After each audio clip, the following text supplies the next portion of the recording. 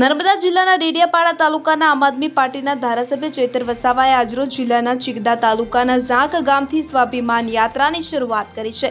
ચૈતર વસાવા જુલાઈ મહિનાથી જેલવાસ ભોગવી રહ્યા હતા, તેથી ગ્રામજનોની સાથે તેઓ મુલાકાત કરી શક્યા ન હતા। તેથી આ યાત્રાના માધ્યમથી પ્રજા વચ્ચે રહી ઘરે ઘરે જઈને લોકોની નાની અને મોટી સમસ્યાઓ સાંભળવાનું, લોકોના સુખ દુઃખના પ્રસંગોમાં હાજર રહેવાનું તેમણે નક્કી કર્યું હતું। ચૈતર વસાવાએ જણાવ્યું હતું કે ખાસ કરીને યુવાઓને મળવાનું કારણ કે તેઓ વિવિધ જગ્યાએ ભરતીની તૈયારીઓ કરી રહ્યા છે, સાથે સાથે તેમનું મનોબળ મજબૂત થાય, રમતગમતમાં પણ તેમને પ્રોત્સાહન આપવા માંગે છે। એ જ હેતુથી આજે મુલાકાત માટેનો અમારો દિવસ હોવાનું તેમણે જણાવ્યું હતું। વધુમાં ધારાસભ્ય ચૈતર વસાવાએ જણાવ્યું હતું કે કોઈને તમે પૂછો કે ડેડિયાપાડાના ધારાસભ્ય કોણ છે, તો વડીલ પણ કહે ને બહેનો પણ કહે ભાઈ ચૈતરભાઈ વસાવા છે। કેમ કે તમારા મત મને જ્યારે મળ્યા ને, આ ગામમાં મેં અહીંયા જ આવ્યો તો આ હોળી પાદરે બેઠા હતા ત્યારે ખાસ કોઈની સાથે મારી એટલી ઓળખાણ નથી। અમે નવા દેવેન્દ્રભાઈ ને બધા જુવાને આવ્યા, ગામવાળા બધી બહેનો માતાઓ વડીલો બધા અમને ઘેરી વળ્યા દિવસે અને કહી દીધું કે સાહેબ ચૈતરભાઈ તમે ઉભા રહ્યા છો, અમને ગમે છે। અમારા ગામમાં કઈ જ અમને જોઈએ નહીં, નાસ્તો જોઈએ નહીં, સાડી જોઈએ નહીં, અમને પીવાનો દારૂ તમારે એક રૂપિયાનો અહીંયા અમને ખર્ચો નહીં કરવાનો, અમારું ગામ તમારી સાથે છે ને ટીલીપાડાના લોકોએ મને ખોબે મત અપાવીને ઇતિહાસ બનાવી દીધો છે। ત્યારે આ ટીલીપાડા સાથે અમારો પ્રેમ છે। ક્યારેક પણ ટીલીપાડામાંથી કોઈ વ્યક્તિ મળવા આવે, બેસી અમે વાત કરીએ, જ્યારે પણ આવે ક્યારે અમે કઈ પાર્ટીનો માણસ છે, કોનો માણસ છે, અમે ક્યારે પૂછતા નથી।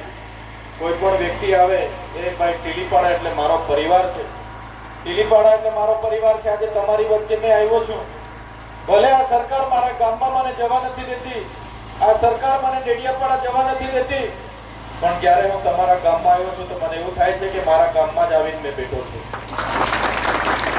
કેમ કે આપણે એકબીજાની લાગણી છે। અમારા વડીલો ગમે ત્યાં મળે, મને અંકલેશ્વરમાં બેઠી જાય કે રાજપીપળા મળે, ઉભા રાખી દે, ગાડી જોઈને કહે કે ચૈતરભાઈની ગાડી છે, કાં છે ચૈતરભાઈ? આ અમારા સંબંધો છે, અમારી લાગણી છે। ત્યારે આજે તમને મળવા માટે મેં આવ્યો છું। 3 મહિના જેલમાં હતા, આપણા સુખના અને દુઃખના પ્રસંગોમાં મારાથી આવી નથી શકાયું, પણ અમને ચિંતા થાય કે જે લોકોએ અમને મત આપ્યા છે એમના માટે કામ કરીએ। શનિવાર હોય, રવિવાર હોય, આજુબાજુના વિસ્તારના લોકો હોય, ગમે તે હોય, બધા માટે કામ કરીએ, એવો અમારાથી થતા પ્રયાસો અમે કરીએ છીએ। સરકાર 30 વર્ષથી ભારતીય જનતા પાર્ટીની સરકાર છે। અહીંયા સરપંચથી લઈને કેન્દ્ર સુધી એમની સરકાર હતી, ધીરે લઈને આપણે ચૂંટાયા, ત્યારે આપણું કામ બોલે છે એટલે આપણું ગુજરાત ઓળખે છે ને આપણે કામ કરવાના પ્રયાસો કરીએ, એ સરકારને ગમતું નથી।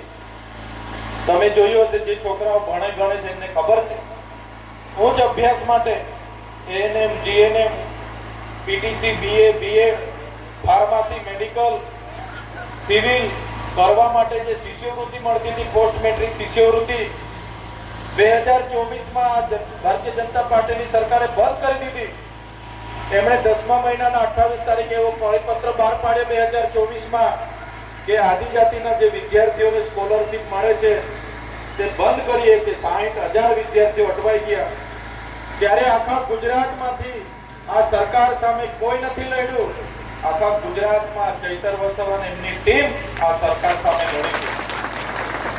બિરસા મુંડા ભવન જે ગાંધીનગરમાં સચિવાલય કહેવાય, હજારો કરોડ રૂપિયા ત્યાંથી આદિવાસીઓ માટે ફળવાય, ત્યાં કોઈને મળે નહીં, કોઈ પહોંચવા ના દે, પણ અમારી ટીમ ને અમારા બાળકો, અમારા વિદ્યાર્થીઓ સાથે અમે બિરસા મુંડાના ભવન પોલીસની સામે ઘર્ષણ કરીને ઘેરાવો કર્યો। વિધાનસભાનું સત્ર ચાલતું હતું, શિષ્યવૃત્તિ નહોતી આપતા, વિધાનસભાના સત્ર દરમિયાન 1500 થી 2000 પોલીસ બંદોબસ્તમાં હતી। એમને ખબર પડી કે ચૈતર વસાવા ઘેરાવો કરવાના છે, 1500-2000 પોલીસની સામે પણ વિધાનસભાનો અમે ઘેરાવો કર્યો। પછી આ સરકારે શિષ્યવૃત્તિ ફરી ચાલુ કરવી પડી। ત્યારે આ વિસ્તારની સાથે સાથે આખા ગુજરાતના આદિવાસી વિસ્તાર વિદ્યાર્થીઓને ફાયદો થયો। એ બધા નામ કોણ લે કે ડેડિયાપાડાની જનતાએ આવો ધારાસભ્ય ચૂક્યો છે, એ જનતાને અભિનંદન આપે। આજે પણ હું દાહોદમાં જામ ત્યાં કોઈના ઝૂંપડા તોડી નાખે, કોઈ આપણી મા બેકરીઓ સાથે બળાત્કાર કરે, ત્યાં જામ ન્યાય અપાવવા માટે તો એ લોકો કહે કે ચૈતરભાઈ પહેલા એમના વિસ્તારની જનતાને આપણે અભિનંદન આપીએ કે આટલો સારો ધારાસભ્ય ચૂંટીને અહીંયા મોકલેલો છે. ત્યારે આવી બધી પ્રવૃત્તિઓ કરીએ. તમે જોયું હશે કેવડિયામાં આપણા બહેનોનું, આપણા આદિવાસી સમાજના રાત બુલડોઝર ચલાવીને ઝૂંપડાઓ તોડી પાડ્યા. એક નેતા બોલવા તૈયાર નહોતો. ત્યારે અમે આ દેવેન્દ્રભાઈ, અમારી આખી ટીમ ત્યાં પહોંચી અને સરકારને કીધું 36 જણના તમે ઘરો તોડી પાડ્યા છે, એમને તમે વળતર આપો, નહીં તો એના કોઈ પણ કાર્યક્રમ અમે થવા નહીં દઈએ. તે જ દિવસે એ લોકોને દરેક પરિવારને 7,50,000 વળતર આપવાની એમને બાહેધરી આપી અને એક એમને ફ્લેટ આપવાની બાહેધરી આપી. આ લડત અમે તમારા સાથે સાથે આખા ગુજરાતના લોકો માટે લડીએ. ત્યારે એમને અપેક્ષા છે કે અમારા માટે ડેડિયાપાડાનો ધારાસભ્ય બોલે. વિદ્યાર્થીઓને અપેક્ષા છે, ખેડૂતોને અપેક્ષા છે. ત્યારે આ લડત જ્યારે લડતા હોય એટલે સરકારને ગમતું નથી, એમના નેતાઓને ગમતું નથી. તમે જોયું હશે જુનારાજમાંથી પરમ દિવસે અમે 16 થી 17 કિલોમીટર આખા ગામના લોકો સાથે હું ચાલતો આવ્યો. હું માત્ર એક જ ગાડી લઈને જુનારાજ ગયો હતો. મારી સાથે આ કોઈ ટીમ આવી નહોતી. મેં બધાને ના પાડી. મેં કીધું કે ભાઈ રસ્તાની તકલીફ એ લોકોની છે દેવેન્દ્રભાઈ, તમારે કોઈ મારી સાથે આવવાનું નથી. એ લોકોને રસ્તો જોઈએ તો મારી સાથે આવશે. અને તમે વિચાર કરો, આખું જુનારાજ ગામ, આખું વેરીસાલ ગામ, પાંચખાડી, કમોતિયા, સરકાર એને જોયું કે આ તો બધા લોકોને જાગૃત કરે છે, બધા લોકો માટે લડે છે, એને તો સબક શીખવવો પડશે. આ લોકોએ આખું પેતરું ગોઠવીને રાખ્યું હતું. મને ખબર નહોતી. અવારનવાર મને ઉશ્કેરે, મારી સાથે મગજમારી કરે, પોલીસ વાળાઓને ઘરે મોકલે, મારી ગાડી રોકે, મને પકડે. પણ બહુ માપે રહીને હું આગળ વધું. મને ખબર હતી આ લોકો મને ફસાવશે. પણ 5મી જુલાઈના રોજ આ લોકોની મીટિંગ બોલાવી, મને પણ બોલાવ્યો કે મીટિંગ છે પધારો તમે. હું મીટિંગમાં ગયો, મેં બેઠો. દીપક જગતાપ સાથે સીએન 24 ન્યૂઝ રાજપીપળા. હવે જુઓ દેશ દુનિયાની તમામ ખબરો તમારી આંગળીના ટેરવે. ઉઠાવો મોબાઈલ અને ગૂગલ પ્લે સ્ટોર પરથી ડાઉનલોડ કરો અમારી સીએન 24 ન્યૂઝ મોબાઈલ એપ.